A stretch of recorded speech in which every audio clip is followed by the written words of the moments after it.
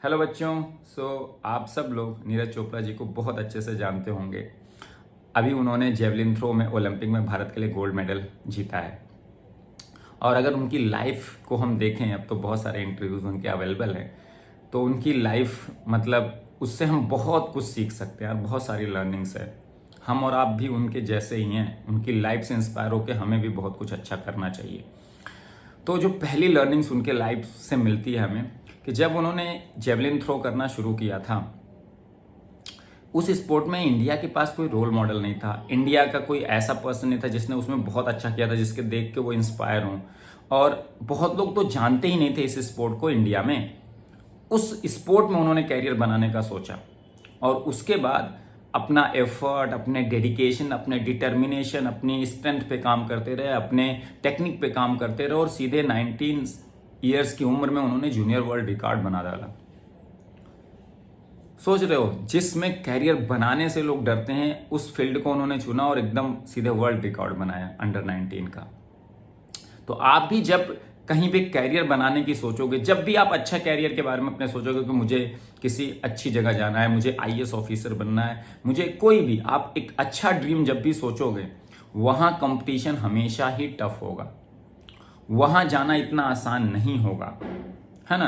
तो नीरज चोपड़ा ऐसे स्पोर्ट में जाके इतना वंडर्स कर सकते हैं अपने एफर्ट, अपने डेडिकेशन, अपने डिटर्मिनेशन, अपनी स्ट्रेंथ पे काम करते हुए। तो अगर आप भी हार्ड वर्क के साथ उस सही डायरेक्शन में लगे रहोगे, अपनी वीकनेसेस पे काम करते रहोगे, अपनी स्ट्रेंथ पे काम करते रहोगे और एकदम डेडिकेटली लगे रहोगे, तो वो टारगेट आप भी अचीव करोगे। तो कभी भी आपको कोई भी अच्छा लक्ष्य जो आप निर्धारित करोगे वो इतने आसानी से नहीं मिलेगा। उसके लिए मेंटली प्रिपेयर रहो, लेकिन आपका एफर्ट आपको वहां तक पहुंचाएगा भी जरूर, अगर आप एकदम पूरी मेहनत से उसके पीछे लगे रहे। ये नीरज चोपड़ा जी की लाइफ से हमें सीख मिलती है। दूसरी सीख हमें क्या मिलती है, वो भी हम लोग और आप लोगों की तरह एक लोअर मिडिल क्लास या मिडिल क्लास फैमिली से बिलोंग करते हैं। तो मिडिल क्लास फैमिली में यार सबसे पहले सोचा जाता है कि लड़का बड़ा होके कुछ ऐसा करने लगे कि अपने पैरों पे खड़ा हो जाए, कमाने धमाने लगे। स्पोर्ट में कैरियर मतलब बनाने की सोचना थोड़ा सा मुश्किल सा लगता है, लेकिन उनकी फैमिली ने जब उन्होंने सोचा कि मुझे इस स्पोर्ट में कैरियर बनाना है,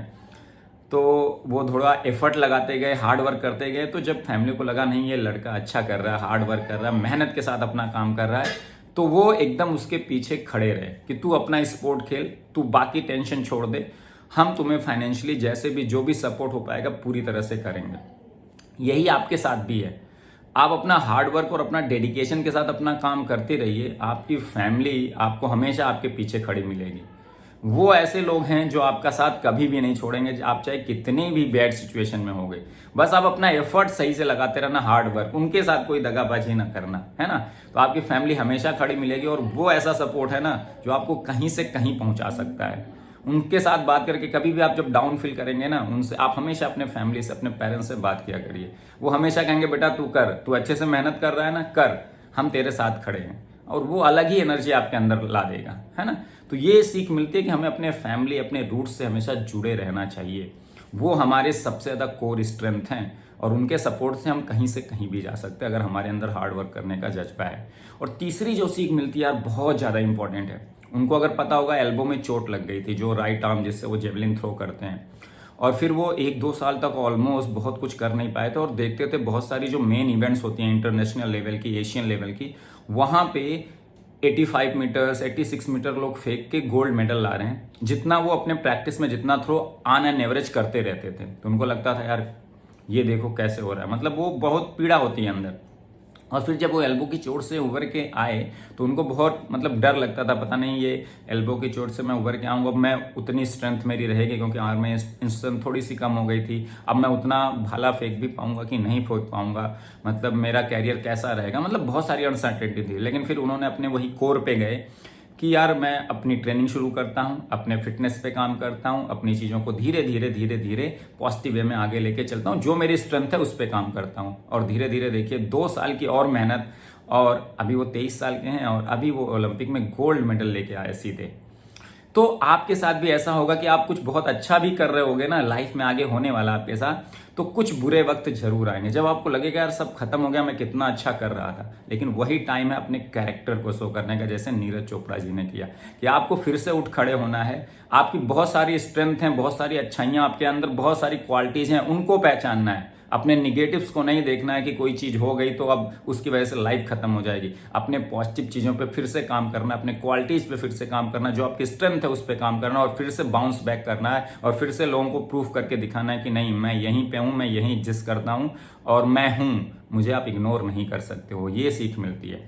और चौथी एक बहुत इंपॉर्टेंट सीख मिलती है, अगर उनके इंटरव्यूज देखो ना यार, बहुत ही हम्बल, बहुत ही डाउन टू अर्थ मतलब पर्सनालिटी। बहुत कम लोग होते हैं, बहुत लोग जैसे इतनी कम उम्र में इतना कुछ अचीव करने के बाद ना एटीट्यूड आ जाता है। उन्हें अभी भी अपने स्पोर्ट पे फोकस करना है, उनको और कुछ नहीं। और जितने इंटरव्यू मैंने देखे यार, ही इज सो हम्बल और अपने रूट से जुड़े हुए हैं। जैसे एक बार उनसे इंग्लिश में किसी ने क्वेश्चन पूछा तो उन्होंने हंस के बोला कि यार हिंदी में पूछ लो, इंग्लिश नहीं आती है। मतलब कोई हेजिटेशन नहीं किसी चीज में, अपने रूट से जुड़े हुए हैं। मतलब उनको ये नहीं कि मुझे इंग्लिश नहीं आती तो मैं थोड़ा सा अंदर से ऐसा फील करने लगूँ यार मैं तो कुछ है ही नहीं, मैं तो यहाँ बिलोंग ही नहीं करता, ऐसा नहीं है ना। कॉन्फिडेंट है ना अपनी चीजों पे। तो जो लोग रूट से जुड़े हुए होते हैं ना, जहां से आप गांव से जुड़े हुए हो ना, तो उस रूट को पकड़ के रखो, उस वो आपकी पहचान है, उसको शर्माना नहीं। बहुत लोग देखता हूँ गाँव से होते हैं तो मतलब इंग्लिश जबरदस्ती कई बार बोलने की कोशिश करते हैं या वो बनने की कोशिश करते हैं जो नहीं है। इंग्लिश आप सीख लो, आपके प्रोफेशन के लिए जरूरी है, तो वो सीख के आराम से आप बोल सकते हो यार, कोई बहुत बड़ी चीज नहीं है।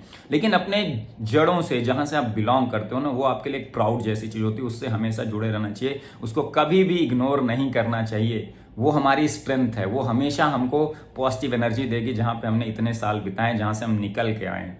मुझे अभी भी अपने गांव जाता हूँ या अपने घर पे जाता हूँ ना, बहुत अच्छा लगता है। लोगों से मैं उसी तरह से मिलता हूँ जैसे पहले था, एकदम वही, बहुत अच्छी फीलिंग आती है ना।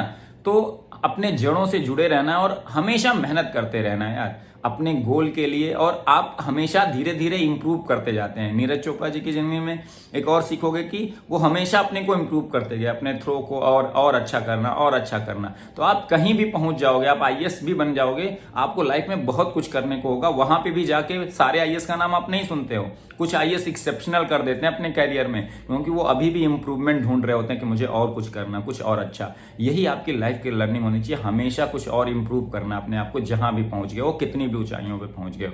तो ये लर्निंग्स है नीरज चोपड़ा जी की जिंदगी से, और हमें ये सब चीजें सीखनी चाहिए और हमें इंस्पायर होकर आगे बढ़ना चाहिए। हम भी उसी तरह से middle class, lower middle class family से बिलोंग करते हैं, और जितने लोगों ने ना उठा के देखोगे वर्ल्ड में झंडे गाड़े किसी भी फील्ड में, ज्यादातर उठा के देखोगे उनके रिसोर्सेज के अभाव जरूर रहे होंगे, वो इतने स्ट्रांग नहीं रहे होंगे, लेकिन फिर भी उनके अंदर जो जज्बा था कुछ करने का, उसकी वजह से उन्होंने सारे ऑड्स को पीछे छोड़ दिया और कुछ कर दिखाया। और आपके पास भी यही मौका है, सारे ऑड्स को पीछे छोड़ दो, अपनी कमियों को ना देखो, अपनी अच्छाइयों को देखो, और काम करते हुए आगे बढ़ते रहो और फोड़ फाड़ दो। Till then bye bye, take care.